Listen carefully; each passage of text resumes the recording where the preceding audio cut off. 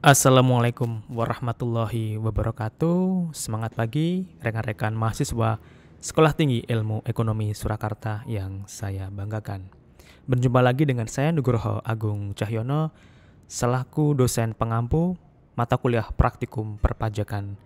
Dan pada sesi kali ini kita telah memasuki sesi ke-10 yang mana kita akan membahas mengenai pajak penghasilan badan. Nah, untuk dua sesi sebelumnya kita telah mendiskusikan terkait pajak penghasilan orang pribadi, sementara di sesi ke-10 ini kita akan berdiskusi terkait pajak penghasilan badan. Secara garis besar untuk perlakuan perpajakan memang berbeda, dalam arti untuk karakteristik wajib pajak orang pribadi yang dengan metode pembukuan yang telah kita bahas sebelumnya, dan pada PPh badan kali ini juga karena kewajiban wajib pajak badan adalah melakukan pembukuan pada penyampaian untuk SPT tahunannya, maka di sini untuk studi kasus PPh badan akan menampilkan mengenai contoh kasus pembukuan, kemudian rekonsiliasi fiskal dan perhitungan SPT tahunan di formulir SPT 1771 badan. Baik, sesuai dengan kasus yang ada di screen dapat rekan-rekan lihat bahwa ada kasus PT Terang Elektronik adalah salah satu perusahaan nasional yang bergerak di bidang perdagangan alat elektronik. Perusahaan ini didirikan pada tahun 2008 dan terdaftar sebagai wajib pajak pada tahun yang sama di KPP Pratama Jakarta Matraman. Dalam memenuhi kewajiban perpajakannya, PT Terang Elektronik diwajibkan menggunakan pembukuan. Berikut data-data milik PT Terang Elektronik.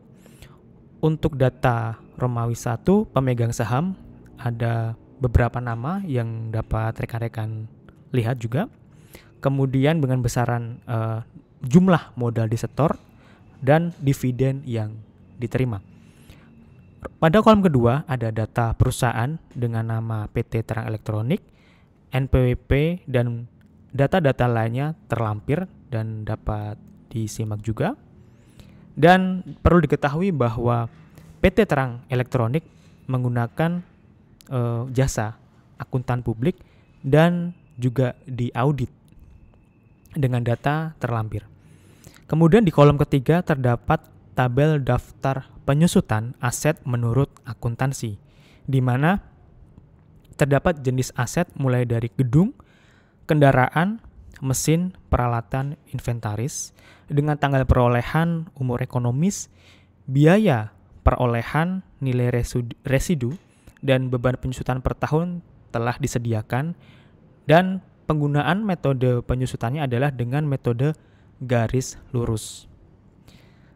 Kemudian pada laporan laba rugi untuk tahun yang berakhir pada tanggal 31 Desember 2014, di sini telah disajikan mulai dari pendapatan dari penjualan senilai 5.250.120.000 rupiah, dan juga ada terdapat beban pokok penjualan, kemudian terdapat komponen laba bruto, beban operasi yang meliputi beban penjualan dan beban administrasi, dan juga terdapat perhitungan untuk laba operasi.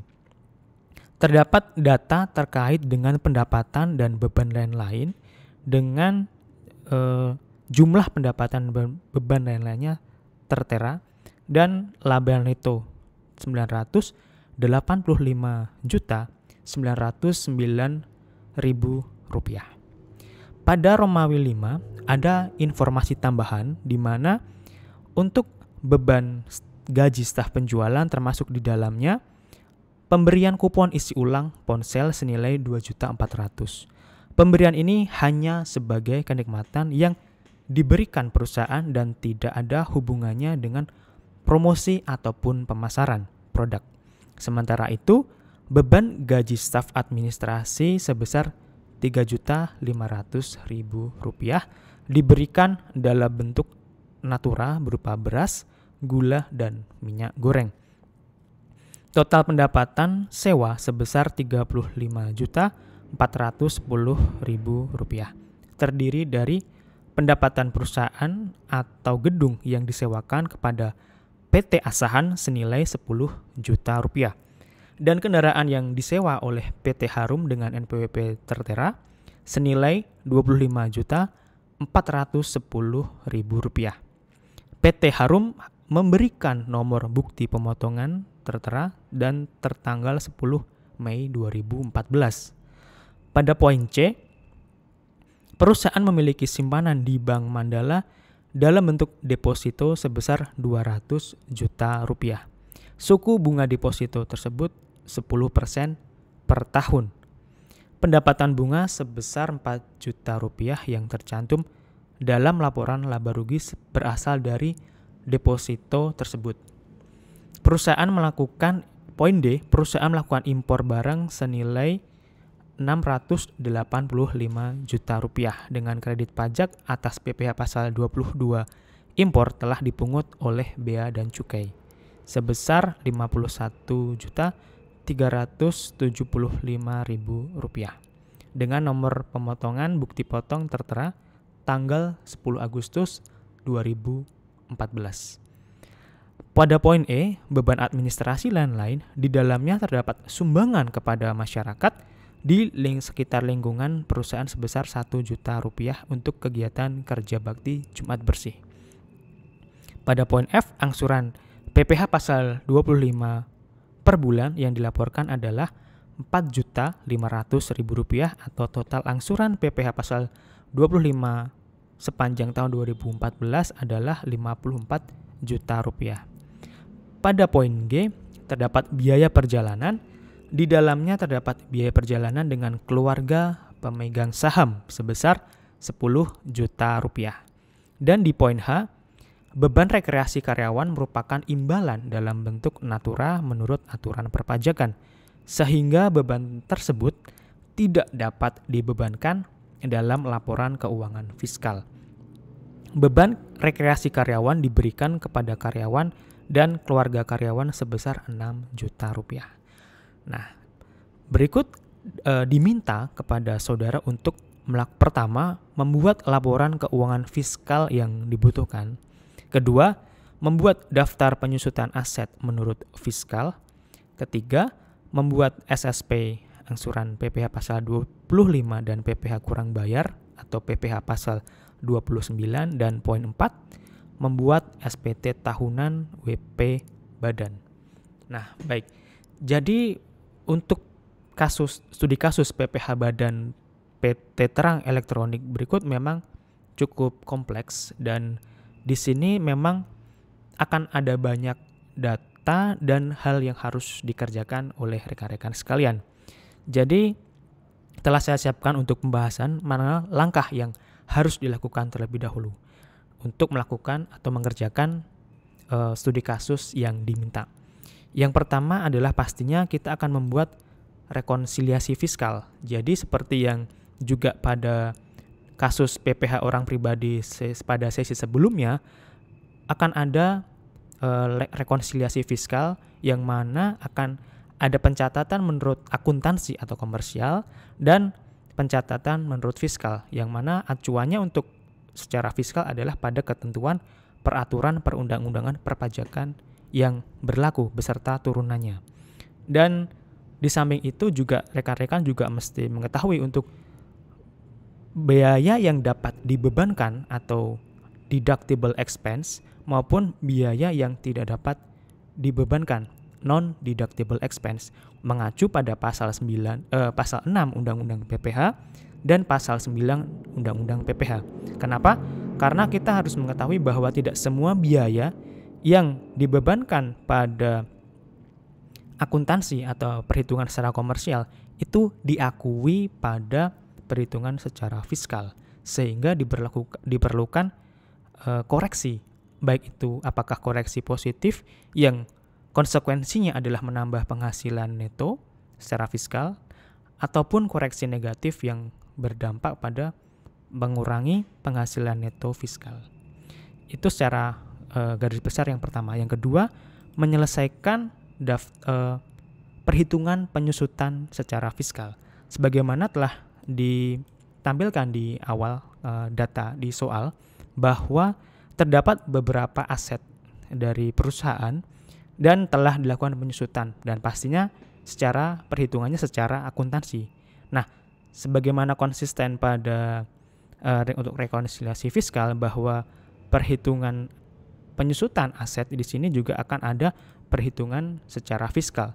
Dan perlu diketahui untuk metode penghitungan untuk secara fiskal itu hanya diakui dua, metode garis lurus dan metode garis saldo menurun garis lurus atau straight line method, dan metode saldo menurun atau double decline method.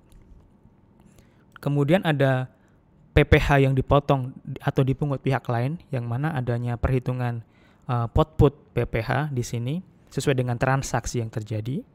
Dan terakhir nanti kita akan menghitung besarnya PPh terutang, kemudian PPh kurang bayar atau lebih bayar, dan menghitung angsuran PPh pasal 25. Seperti itu secara garis besar. Baik, untuk yang pertama, mengingat bahwa perhitungan di sini cukup banyak, langkah pertama adalah menghitung mengenai penyusutan secara fiskal terlebih dahulu, yang mana nantinya untuk karena cukup banyak, jadinya perhitungan nanti yang kita akan menemukan apakah ini perhitungan penyusutan secara komersial lebih tinggi atau lebih rendah daripada perhitungan secara fiskal, itu nanti akan juga menjadi bagian dari koreksi di bagian rekonsiliasi fiskal, seperti itu. Maka dari itu, karena data yang disajikan sudah ada daftar penyusutan aset, maka sebaiknya kita rekan-rekan menghitung terlebih dahulu daftar penyusutan fiskal terlebih dahulu. Nah, bisa disimak di screen yang tertampil. Jadi daftar penyusutan aset tetap menurut fiskal dengan metode garis lurus. Kita konsisten dengan yang telah dibuat oleh perusahaan, yaitu dengan metode garis lurus. Yang pertama ada aset gedung, kemudian kendaraan, mesin, peralatan, dan inventaris. Tahun perolehan juga dapat diketahui dari data yang disajikan, mulai dari gedung di 2 Januari tahun 99 sampai dengan inventaris di tanggal 6 Januari tahun 2012. Biaya perolehannya pun juga telah diketahui untuk gedung senilai 950 juta rupiah, sedang sampai dengan inventaris senilai 15 juta rupiah. Untuk umur ekonomis, di sini umur ekonomis telah disesuaikan menurut fiskal.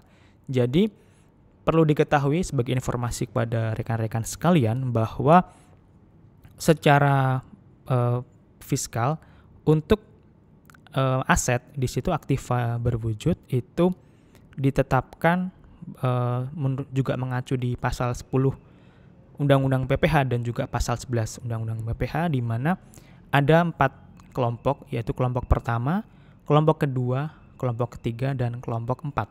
Dan untuk kelompok pertama itu dengan masa manfaat ada 4 tahun, kelompok kedua dengan masa manfaat 8 tahun, kelompok ketiga dengan masa manfaat 16 tahun, dan kelompok 4 dengan masa manfaat 20 tahun. Nah, itu akan mempengaruhi nilai masa manfaat atau umur ekonomis dari masing-masing aset sesuai dengan kelompoknya. Nah, di sini untuk kategori aset gedung dan sebagainya di kasus telah dibuat secara fiskal. Artinya kita cukup mengikuti dengan data yang ada. Kecuali di kasus di soal itu dari pihak perusahaan telah membuat dengan umur ekonomis pastinya secara akuntansi atau secara komersial yang itu berbeda. Nah, itu kenapa ada namanya beda tetap ya di dalam rekonsiliasi fiskal, ada beda tetap. Salah satunya contohnya adalah perbedaan umur manfaat atau umur ekonomis atau masa manfaat antara akuntansi dan fiskal. Nah, di sini dapat diketahui untuk gedung, kendaraan, dan sebagainya secara umur ekonomis tertera, tetapi ini secara akuntansi. Sementara untuk secara fiskalnya telah ditetapkan, dan itu sudah nanti dapat dicek juga oleh rekan-rekan sekalian di ketentuan peraturan. Itu untuk masa manfaat untuk gedung dan kawan-kawannya. Nah, untuk gedung memang 20 tahun, yaitu karena dianggap misalkan kalau bangunan permanen 20 tahun. Kemudian kendaraan masuk kelompok 2, yaitu 8 tahun umur manfaatnya. Jadi sejak tanggal perolehan itu 8 tahun sejak tanggal perolehan. Jadi umur manfaatnya, jadi setelah 8 tahun lewat berarti sudah tidak memiliki masa manfaat. Begitu juga dengan mesin, peralatan, inventaris, dia masuk ke kelompok 2, yaitu 8 tahun. Kemudian untuk perhitungan penyusutan di sini diketahui untuk di kasus itu sudah diketahui nilai penyusutannya gedung diketahui 35 juta rupiah per tahun, kemudian kendaraan 21 juta rupiah dan yang lainnya. Nah, kita input ulang di kolom komersial. Jadi bagian kolom komersial ini merepresentasikan pada studi di kasus yang bagian penyusutan, beban penyusutan per tahun. Karena ini kita memakai metode garis lurus, artinya perhitungan per tahunnya pun sama. Yang pasti harus diperhatikan adalah umur manfaat. Artinya kalau umur manfaatnya misalkan katakan masa manfaatnya 8 tahun, maka tidak mungkin penyusutannya itu bisa melebihi dari jangka waktu 8 tahun sejak perolehan. Seperti itu ya. Jadi nanti pasti dihitung 8 tahun, misalkan 8 tahun dari tahun 2008. Dari 4 Mei 2008. Nah, itu maksimalnya sampai di situ. Itu batas untuk umur manfaat penyusutan itu. Bangunan, asetnya maksudnya. Nah, di sini untuk penyusutan secara fiskal, nah kita lakukan perhitungan secara fiskal. Nah, perhitungannya seperti apa? Nah, berarti ini dapat dihitung dari 5% dari 950 juta rupiah. Dari mana 5%? Nah, itu 100% dibagi 20 tahun di sini ya. Berarti per tahunnya berapa? Berarti 5% gitu kan. Jadi proporsinya kan tiap tahun sama karena dia garis lurus gitu ya. Jadi 100 per 20. Nah, di sini ketemu angka 47.500.000 rupiah. Kemudian di yang kedua, kendaraan secara komersial nilainya penyusutan 21 juta rupiah, maka secara fiskal nilainya di sini ada kendaraan 30 juta rupiah. Di sini nilainya ada nanti 12,5% dikali dengan 240.000 rupiah. Karena 100% dibagi 8 tahunnya, berarti per tahunnya ketemu 12,5% dikali dengan biaya perolehan, ketemu 30 juta rupiah. Kemudian pada aset mesin itu 12,5% dikali 80 juta rupiah, ketemu angka 10 juta rupiah. Kemudian di aset peralatan itu 12,5% dikali dengan 45 juta rupiah, ketemu angka 5.625 juta rupiah. Kemudian inventaris itu 12,5% dikali dengan 15 juta rupiah, ketemu angka 1.875.000 rupiah. Dan total semuanya untuk penyusutan menurut fiskal adalah 95 juta rupiah. Kemudian secara komersial 75.200.000 rupiah. Nah, di sini kita akan menemukan selisih atau perbedaan angka penyusutan dari pengakuan menurut fiskal dan pengakuan menurut komersial. Di mana pada masing-masing kita dapat cek di sini untuk perbedaan penyusutannya, kita selisihkan antara keduanya dan akhirnya total ada selisih lebih tinggi untuk penyusutan secara fiskal, yaitu selisih 19.800.000 rupiah. Dan nanti kita akan ada koreksi, nanti kita akan input di bagian rekonsiliasi fiskal, kolom kertas kerja rekonsiliasi fiskal. Dan di kolom akumulasi penyusutan sampai dengan awal tahun 2014, karena kita menghitungnya ini di tahun pajak 2014, jadi sampai asumsinya di sini adalah angka perhitungan caranya adalah biaya perolehan 900, misalkan di sini gedung 950 juta rupiah dikurangi dengan angka ini nilai 47.500.000 rupiah dikalikan dengan angka di 950 juta rupiah. Jadi ketemu di sini jadi misalkan dia akumulasinya itu misalkan dia tahun 99 ya, tahun 1999 selama 20 tahun. Nah, berarti dari tahun 99 sampai dengan akhir Desember tahun 2013 itu sudah berapa tahun gitu ya. Jadi di sini kita hitung ada 14 tahun dari sejak tahun 99 sampai akhir 2013. Berarti ketemu nilainya 47.500.000 rupiah dikalikan 14 tahun, ketemunya dengan 665 juta rupiah. Itu untuk gedung. Sedangkan untuk kendaraan juga sama, dia di 4 Mei 2008 sampai dengan akhir 2013. Ya, berarti ada berapa ini? Berarti 240 juta rupiah dikurangkan dari angka 70 juta rupiah. Ketemu 170 juta rupiah. Begitu juga dengan mesin, peralatan, dan inventaris di sini. Jadi kita hitung dari angka kapan dia perolehannya sampai dengan akhir tahun 2013. Nah, kemudian kita akan masuk ke bagian rekonsiliasi fiskal. Nah, di bagian rekonsiliasi fiskal di sini sesuai dengan data yang ada di kasus, itu kita lakukan input ulang atau di bagian kolom menurut akuntansi. Jadi kita sesuaikan apa adanya yang ada di kasus.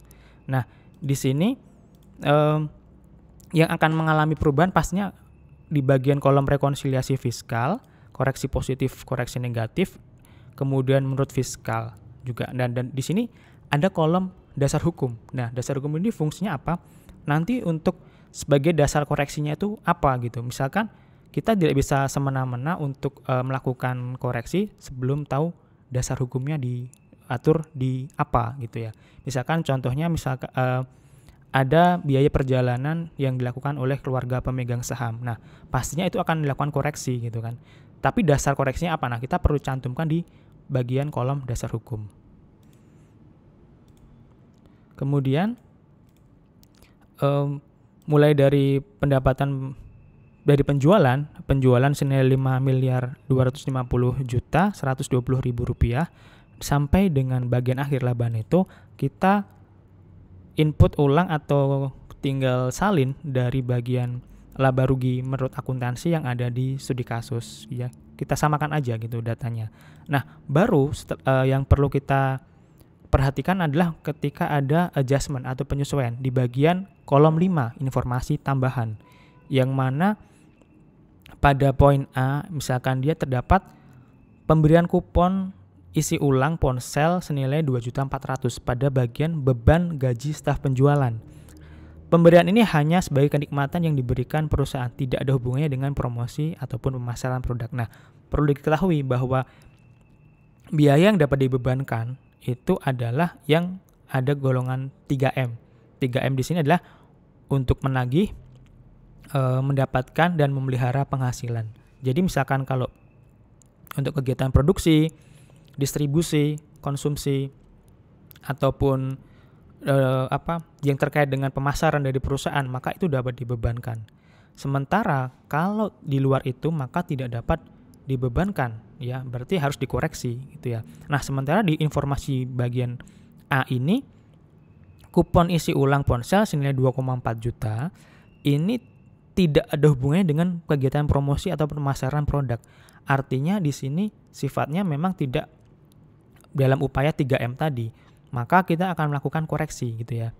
Jadi di sini di kolom beban gaji staf penjualan, secara akuntansi nilainya dibebankan 40.700.000, tetapi ada nilai 2,4 juta di dalamnya itu diberikan sebagai kupon ponsel yang tidak ada kaitannya dengan 3M. Maka kita akan melakukan koreksi di sini. Koreksi positif senilai 2,4 juta. Jadi menurut fiskal yang diakui hanya 38.300.000 rupiah. Dasar hukumnya apa? Pasal 9 ayat 1E karena dianggap sebagai kenikmatan atau natura gitu ya. Kemudian di poin B, total pendapatan sewa 35.410.000 rupiah. Terdiri dari pendapatan perusahaan atau gedung yang disewakan kepada PT Asahan senilai 10 juta rupiah dan kendaraan yang disewa oleh PT Harum senilai 25.410.000 rupiah. Nah, di sini kita perlu cek untuk pendapatan sewa. Nah, ini ada perusahaan yang disewakan, berarti pendapatan sewa yang dari sewa gedung. Perlu kita ingat kembali, sewa gedung di sini, pendapatan dari sewa gedung sifatnya final. Yang telah kita pelajari di sebelum UTS itu nilai untuk pendapatan sewa itu sifatnya final dan harus dikoreksi karena itu tidak masuk di bagian yang diperhitungkan pada pendapatan di akhir tahun. Maka di sini pendapatan sewa nilainya adalah 35.410.000 rupiah. Kita lakukan koreksi negatif yang artinya akan mengurangi penghasilan dari PT Terang Elektronik. Kita koreksi 10 juta rupiah sehingga menurut fiskal pendapatan dari luar usaha yang diakui hanya 25.410.000 rupiah. Dasar hukumnya adalah pasal 4 ayat 2 ya, PPh final. Sementara untuk di poin untuk yang di luar 10 juta itu diakui sebagai penghasilan di luar usaha. Kemudian di poin C di sini dalam bentuk deposito senilai 200 juta rupiah, suku bunga 10% per tahun, pendapatan bunga sebesar 4 juta rupiah. Nah, diketahui di sini terdapat pendapatan dari bunga deposito. Nah, di sini nilainya adalah 4 juta rupiah. Nah, perlu diketahui juga rekan-rekan bahwa pendapatan dari bunga deposito itu juga bersifat final. Maka dari itu, di sini dilakukan koreksi negatif senilai 4 juta rupiah. Dan itu nanti akan diperhitungkan pada bagian kolom tersendiri. Kemudian terdapat juga beban bunga Rp40.000. Kemudian di bagian D terdapat impor senilai 685 juta rupiah dan kredit pajak senilai yang dipungut oleh bea cukai senilai Rp51.375.000. Nah, di sini akan menjadi kredit pajak bagi PT Terang Elektronik karena telah dipungut dan ini nilainya adalah 7,5%. Artinya PT Terang Elektronik diketahui tidak memiliki API atau angka pengenal impor karena nilainya adalah 7,5% yang dipungut dari pihak bea dan cukai.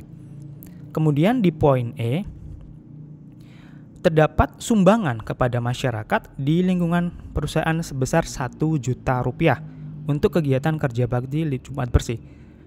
Di bagian beban administrasi lain-lain. Nah, kita cek kembali di bagian beban administrasi nilainya adalah Rp1.670.000. Tetapi terdapat 1 juta diantaranya itu sebagai sumbangan. Nah, perlu diketahui oleh rekan-rekan sekalian bahwa nilai sumbangan di sini yang hanya atau boleh dibebankan menurut pasal 6 ayat 1 huruf I sampai dengan M seperti sumbangan kepada bencana alam, kemudian sumbangan dalam rangka penelitian pengembangan, kemudian ada sumbangan Gerakan Nasional Orang Tua Asuh dan sebagainya.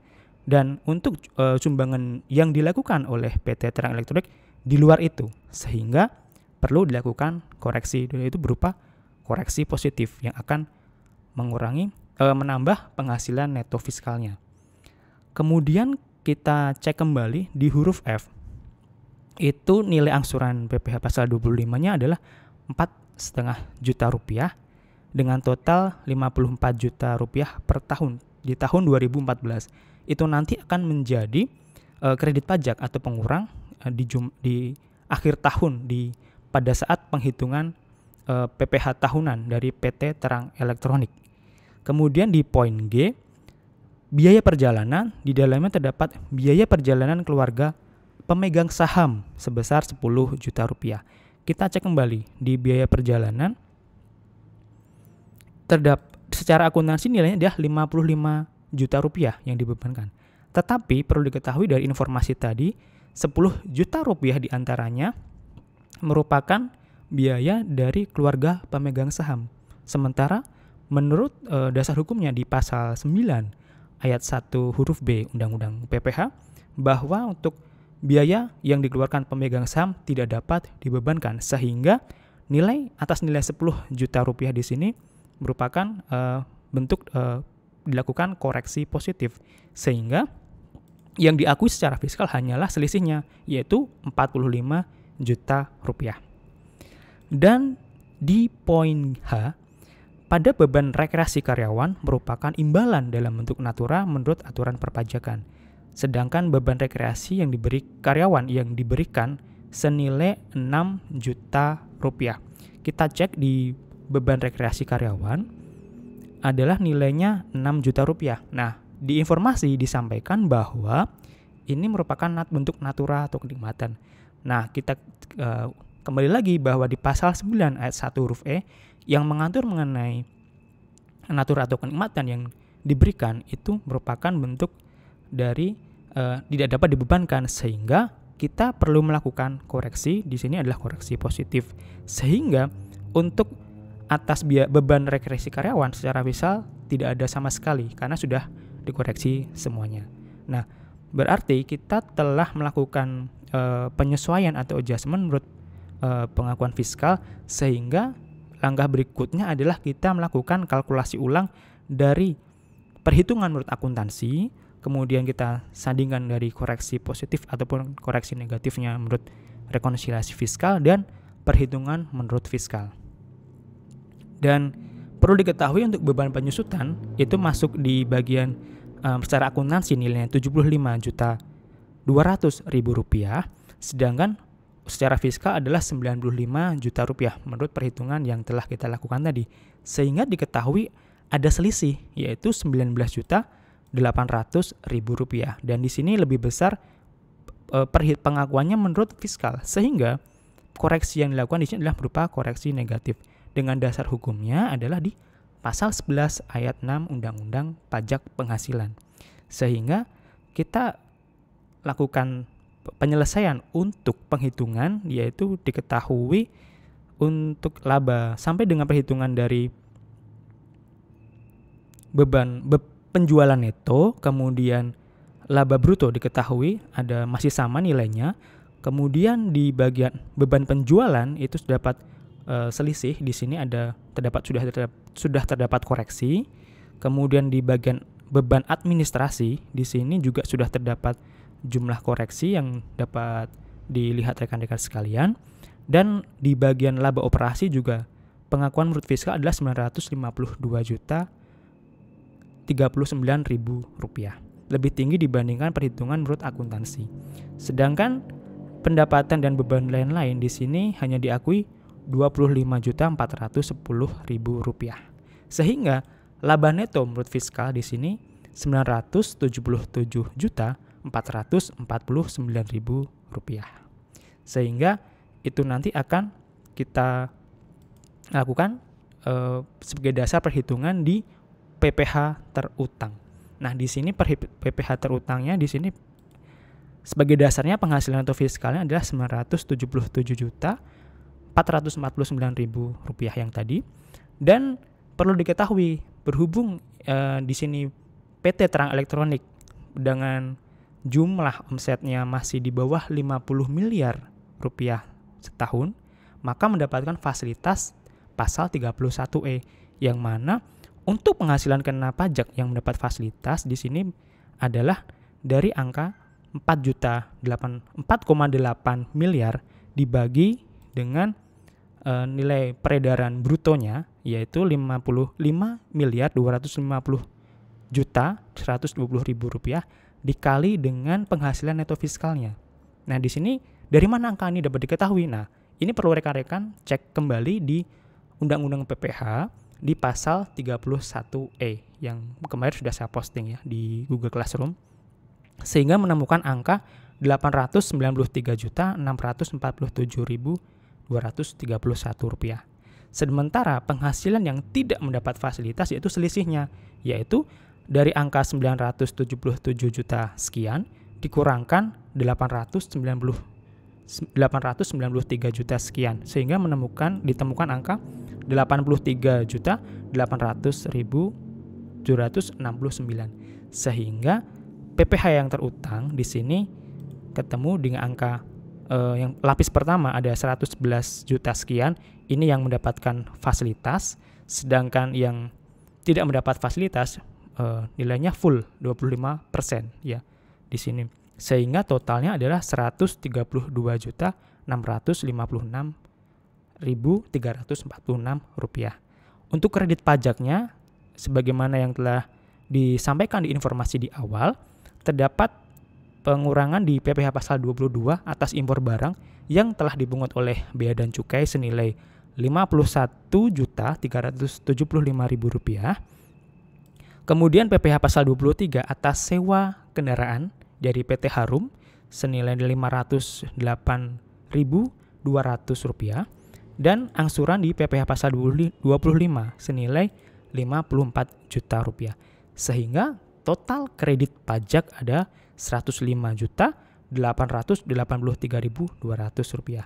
Sehingga PPh kurang bayar tahun 2014 kita tinggal selisihkan ketemu Rp26.773.146.